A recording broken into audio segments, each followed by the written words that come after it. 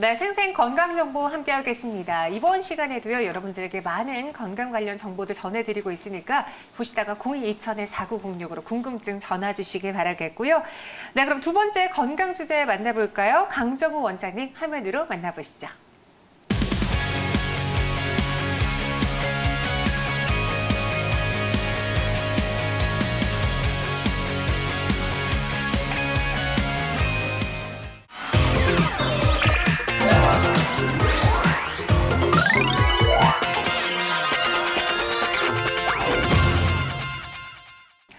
네, 강정우 원장님 나오셨습니다. 안녕하세요. 네, 안녕하세요. 네, 원장님 오늘 우리 어떤 이야기 해볼까요? 네, 현대인이라면 누구나 크고 작은 허리 통증을 겪어보셨을 텐데요. 척추 건강에 적신호가 켜졌다고 해도 과언이 아니죠. 전 인구의 80% 정도가 허리 통증을 호소할 정도로 국민 질환이라고 할 수 있는데요. 이 중에서도 유병률이 압도적으로 높은 척추관 협착증과 허리 디스크에 대해서 알아보도록 하겠습니다. 네, 말씀하신 것처럼 요즘 정말 현대인들 허리 통증이 자유롭지 않습니다. 앉아있는 시간은 더 늘어나고 운동할 시간은 줄어들기 때문에 지금 허리 관련해서 많은 분들이 골머리에 썩고 계신데요. 그러면 인체의 대들보인 척추 건강에 대해서 이번 시간 심층적으로 이야기 나눠보도록 하죠. 먼저 우리가 허리 질환에 좀 취약할 수밖에 없는 인체 구조인가요? 그 이유가 무엇일까요? 척추의 구조는 크게 척추뼈와 또 그 사이에 있는 디스크 그리고 주변의 그 척추 신경으로 이루어져 있는데요. 누구나 나이가 들면서 퇴행성 변화가 생기면은 이러한 구조물들에 문제가 생기고 그것들이 증상으로 연결이 되게 됩니다. 네. 이렇게 척추 질환 중에서도 여러 가지가 있는데 우리가 구조적으로 척추 질환이 나타났을 때 허리 디스크라던가 아니면은 척추관 협착증을 가장 많이 들어보셨을 것 같아요. 고령인들, 우리 50대 이상에서도 많이 나타나고 있는 증상인데 척추관 협착증과 디스크에서는 어떤 차이가 있을까요? 퇴행성 변화가 진행을 하면서 디스크가 약해지게 되면 우리 몸은 그것을 보완해주기 위해서 뼈나 인대가 두꺼워지게 됩니다. 그러한 두꺼워진 구조물들이 척추 안쪽으로 자라나게 되면 척추 신경을 압박하게 됩니다. 가운데 그 척추 신경이 지나가는 그 길을 척추관이라고 하고 또 그 마디마다 양옆으로 신경이 빠져나가는 골목길을 추간공이라고 합니다. 그래서 가운데서 신경이 눌리는 경우를 척추관 협착증이라고 부르고 또 양옆에서 눌리게 되는 경우를 추간공 협착증이라고 구분하기도 합니다. 주요 증상을 보시면 척추관 협착증 증상은 주로 서 있거나 또 걸을 때 증상을 호소하게 되시는데요.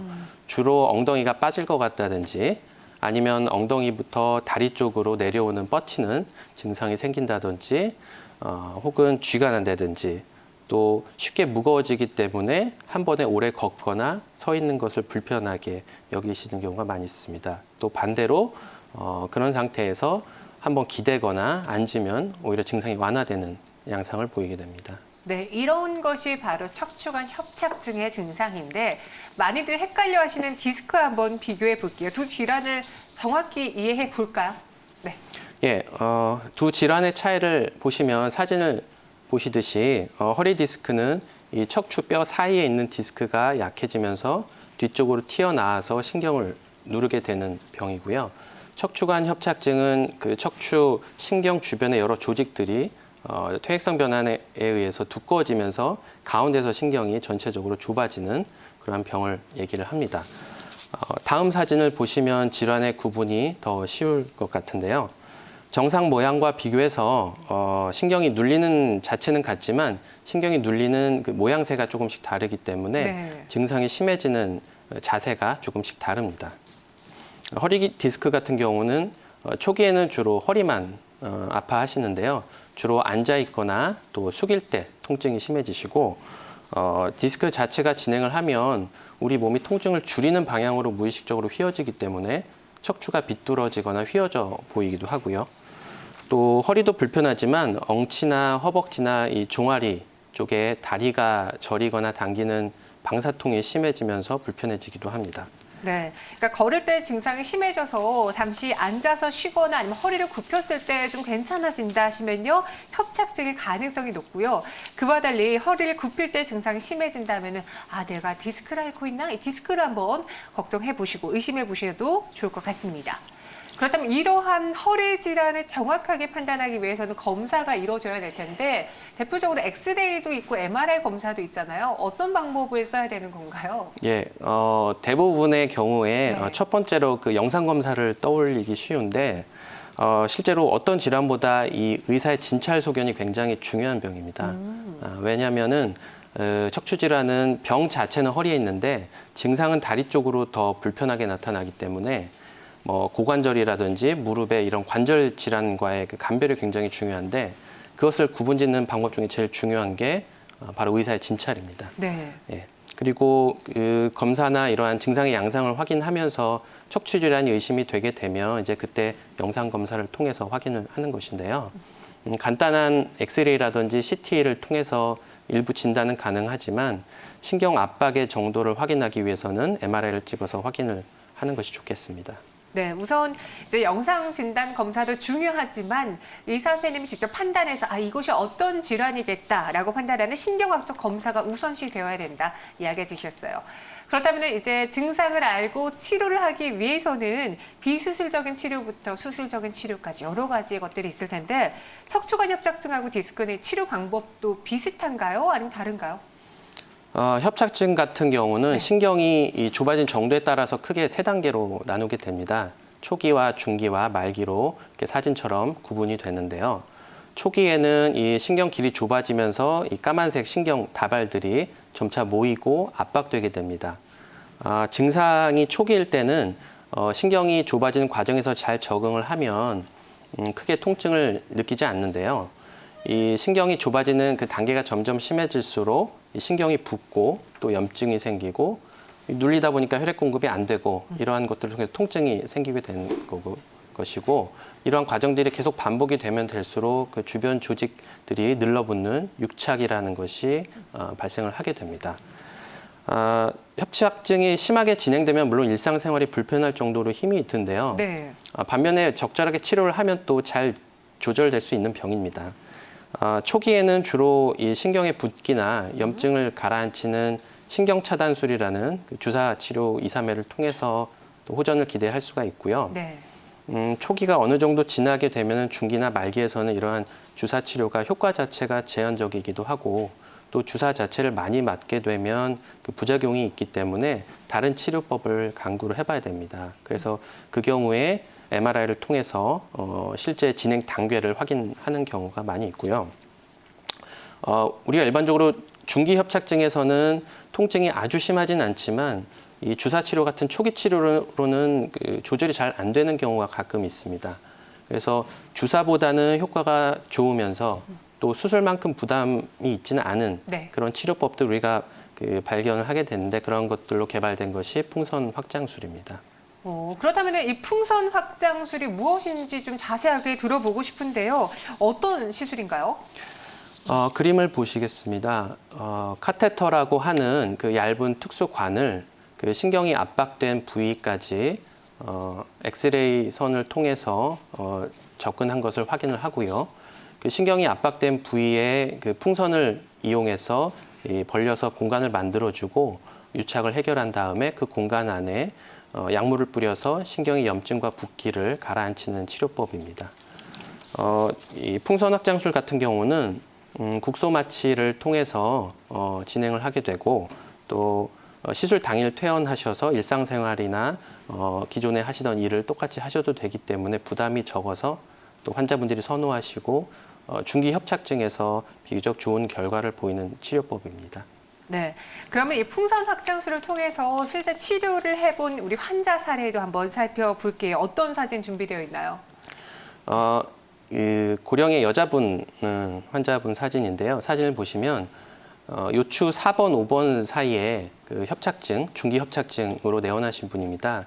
주로 우측 다리 쪽의 증상을 호소하셨기 때문에 카테터를 4번, 5번 사이 우측으로 접근을 시켜서 그쪽에 이제 풍선을 부풀려서 공간을 만들어 준 다음에 그곳에 약물을 투여했을 때 신경기를 따라서 잘 흘러가는 것을 확인할 수가 있었습니다. 그런데 이 척추관 협착증 아까 단계가 있다라고 했잖아요. 초기, 중기, 말기 점점 심해진 단계라고 했는데 만약에 중기를 넘어서 말기 상태가 되면은 시술이라던가 수술이 모두 다 불가피한 경우도 있을까요? 많은 환자분들께서 네. 사실 오해하시는 게 기존의 이러한 비수술 치료를 통해서 신경 압박을 확연하게 풀 수 있다고 생각하시는 경우가 있으세요. 네. 근데 사실은 실제로 신경이 압박되는 조직을 걷어내고 잘라내야만 신경 압박이 펴지는 것인데 이것은 기존의 시술로는 사실상 불가능하고 그것을 직접 걷어내는 수술을 통해서 가능합니다. 다만 최근에 수술의 패러다임이 많이 바뀌고 있는데요. 과거에는 나사고정술이라든지 아니면 절개 자체를 많이 하는 그런 수술을 해야 했기 때문에 환자분들께서 여러 부담을 느끼시면서 통증은 통증대로 느끼시고 그것을 참는 경우가 굉장히 많았어요. 근데 최근에는 간단한 수술로도 예전에 그런 큰 수술과 같은 혹은 더 이상의 그 효과를 내면서도 허리에 부담을 덜 주는 방법들이 고안되어 있기 때문에 네. 최근에는 적극적으로 치료받고 또 일상생활로 빨리 복귀하는 분들이 늘어나고 있는 추세입니다. 그중에서 가장 대표적인 것이 양방향 내시경 술입니다. 사진을 보시면 두 개의 작은 구멍을 통해서 한쪽으로는 내시경 카메라를 넣고 한쪽으로는 수술 도구를 이용해서 협착증이라든지 디스크 치료를 할 수 있는 방법입니다. 이렇게 새롭게 수술법들이 나타나고 있는데 그중에 하나가 또 양방형 내시경술이라고 하셨습니다. 그럼 그를 통한 실제 사례도 한번 살펴볼게요. 사진을 보시겠습니다. 78세 여성분이셨는데요. 이분은 허리도 아프고 다리도 무거워서 다른 곳에서 주사 치료를 여러 번 시행해 오셨던 분입니다. 근데 최근에 통증 자체가 견딜 수 없을 정도로 심해지셔서 저희 병원에 오셨는데요. 통증도 물론 있으시지만은 최근에 특별하게 달라진 점은 다리에 힘이 빠진다고 호소하신 것이었습니다. 다리에 힘이 빠지는 경우에는 간혹 치료를 늦추게 되면 경과가 좋지 않은 경우가 생기는데요. 그래서 MRI를 시행을 해봤더니 요추 4번, 5번 사이에 말기 협착증이 진행된 것을 확인할 수 있었습니다. 다행히도 그 양방향 내시경 수술만으로도 해결될 수 있는 상황이셔서 치료를 하셨고 하루 만에 통증 없이 걸을 수 있다고 굉장히 좋아하셨던 경우입니다. 네, 이렇게 척추관 협착증을 양방향 내시경으로 치료한 사례를 봤는데 또 좀 살펴볼게요. 왜냐면 이게 새로운 또 치료법이기 때문에 아직 많은 분들이 생소하실 수 있거든요. 예, 다른 분 사진을 한번 보겠습니다. 마찬가지로 70대 후반의 여성분이신데요. 이분은 사실 3개월 전에 시술을 받고 나서도 잠깐만 좋아지고 또 똑같은 증상이 심해지셔서 오셨어요. MRI를 찍어봤더니 역시나 그 요추 3번과 4번 그리고 4번과 5번 이렇게 두 마디의 말기 협착증이 진행된 것을 볼 수 있었습니다. 환자분께서 이제 고령이시다 보니까 수술에 대해서 부담을 느끼셨고 제가 이런 치료법이 있는데 적당할 것 같습니다. 그래서 제안해드린 것이 양방향 내시경술이었고요. 허리에 부담이 없다고 하는 설명을 듣고 잘 진행을 하셨고 수술 후 MRI를 통해서 확인해봤더니 마찬가지로 다른 정상 부위처럼 신경이 잘 펴진 것을 확인할 수가 있었습니다. 네, 앞서 우리가 척추관 협착증이랑 좀 헷갈릴 수 있는 질환으로 디스크를 이야기했는데 신경이 눌리는 건 같지만 눌리는 모양이 좀 다르다라고 앞서 저희가 배워봤거든요. 그렇다면 이 양방향 내시경술을 통해서 디스크도 치료가 가능한지 그것도 궁금한데요. 예, 물론입니다. 네. 제가 아까 그 치료의 패러다임이 많이 바뀌고 있다고 말씀드렸었는데요.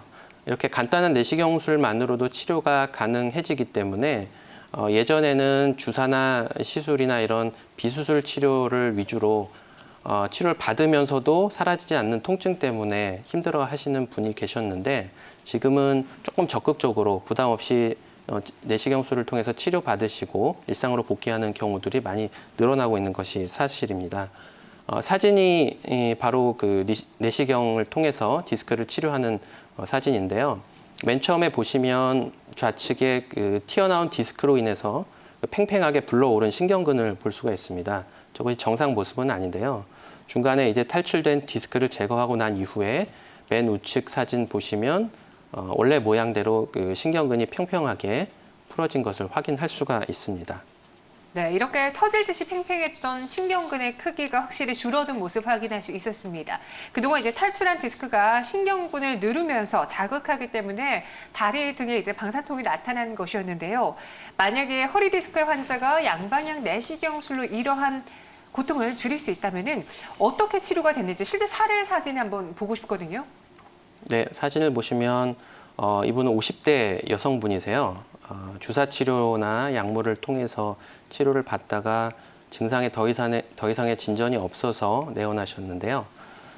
MRI를 찍어봤더니 허리 제일 아랫마디 요추 5번과 천추 1번 사이에 디스크가 심하게 돌출되어서 보존적인 치료로는 더 이상 호전을 기대하기 어려운 상황이었습니다. 그래서 양방향 내시경 치료를 통해서 터져 나온 디스크를 제거를 하고 증상은 물론 개선이 되었고요. MRI를 통해서도 그 평평하게 펴져 있는 신경을 확인할 수 있는 사례입니다. 다음 사진 보시면 이분은 통증이 심해서 아예 움직이지 못하는 상태로 외래로 내원하셨던 분입니다. MRI를 찍어봤더니 이렇게 단면으로 찍은 우측 사진에서 그 돌출된 디스크와 그 신경 조직이 구분이 거의 안 될 정도로 심하게 압박된 소견을 보이는데요. 마찬가지로 양방향 내시경술을 통해서 터진 디스크를 제거했더니 아래 사진과 같이 하얗게 신경의 그 길이 열린 것을 확인할 수 있었습니다. 네, 이렇게 내시경술을 통해서 디스크를 제거한 사례를 확인해 봤는데요. 원장님, 많은 분들이 내가 치료를 받기 전에 고려하고 있는 여러 가지로 뭐 비용도 있지만 얼마만큼 치료 기간이 들며 또 회복 기간은 얼마만큼 지속이 되느냐 이 점이거든요. 지금 절개 범위가 크지 않다라고 하셨다면 회복 기간이라든가 수술 기간도 단축될 수 있을 것 같은데요. 네, 물론입니다. 일단은 수술을 진행하는 데 있어서 연령이라든지 그 건강 상태 를 기존의 수술에 비해서 훨씬 구애받지 않고 진행을 가능하다는 것이 가장 큰 장점이겠고요. 그다음에 수술 시간 같은 경우도 한 마디를 진행하는 데 있어서 1시간 이내, 보통 한 30-40분 정도 소요가 되고, 그다음에 수술 당일날 뭐 통증 자체도 편하지만 허리 자체 부담도 덜 하시기 때문에 수술 당일 보행도 가능하시고요. 말씀드렸듯이 구멍 2개를 통해서 진행되기 때문에 네. 각각 1cm 미만의 작은 구멍들을 통해서 수술하기 때문에 수술 흉터도 거의 눈에 띄지 않는 정도입니다.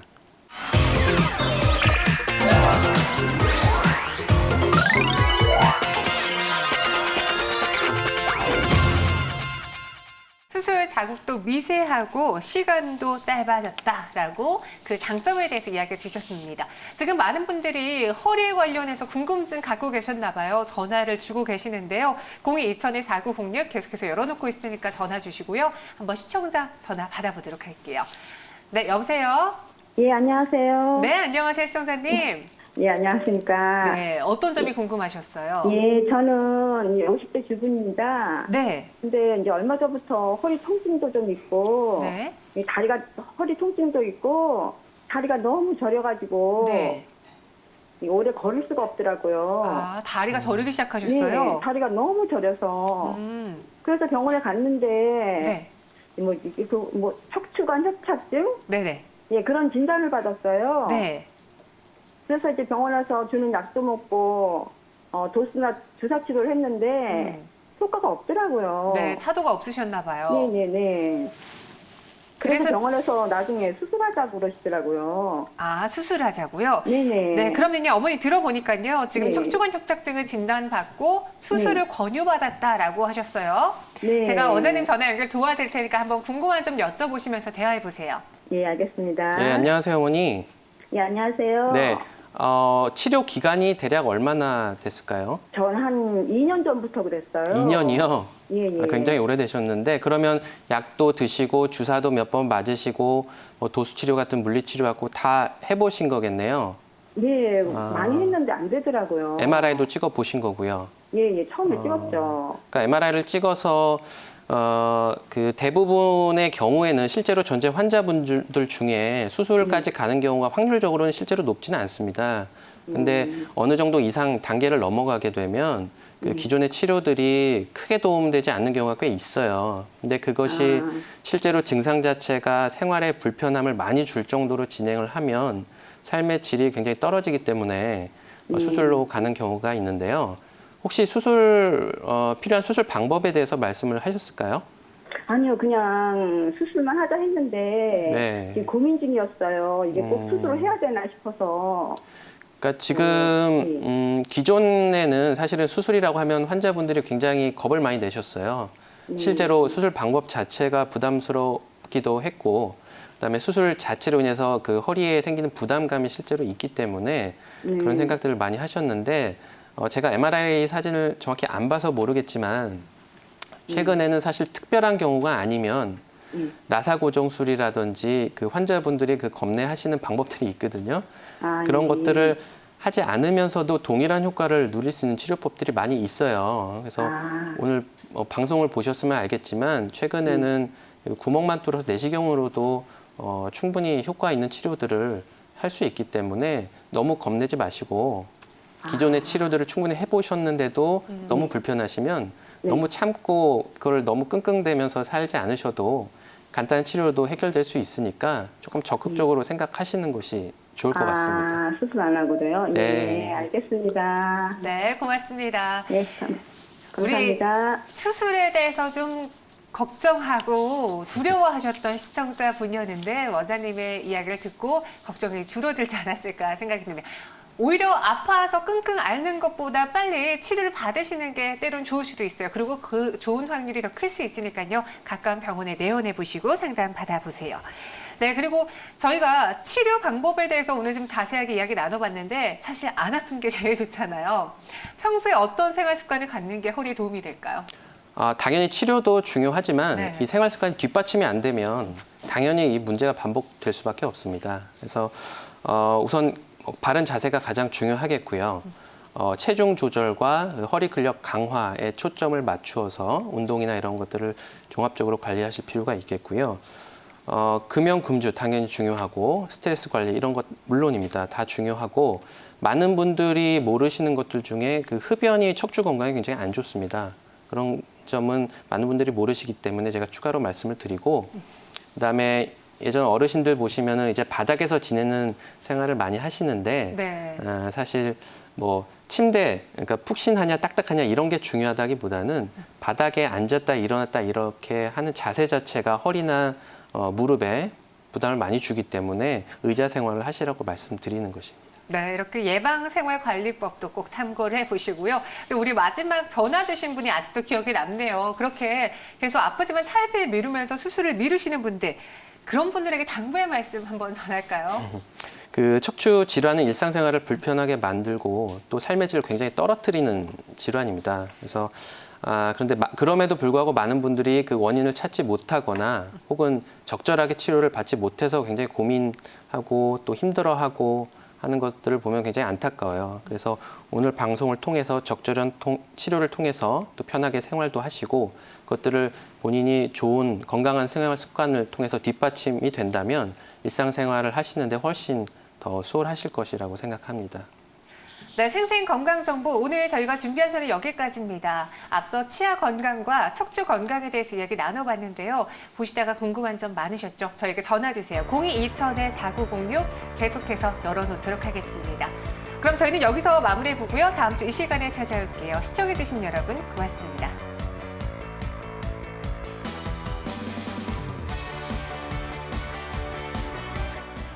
본 방송은 의료 정보에 대한 제공일 뿐 의료 정보에 대한 과시는 위험을 초래할 수 있고 모든 치료에는 부작용이 동반될 수 있습니다.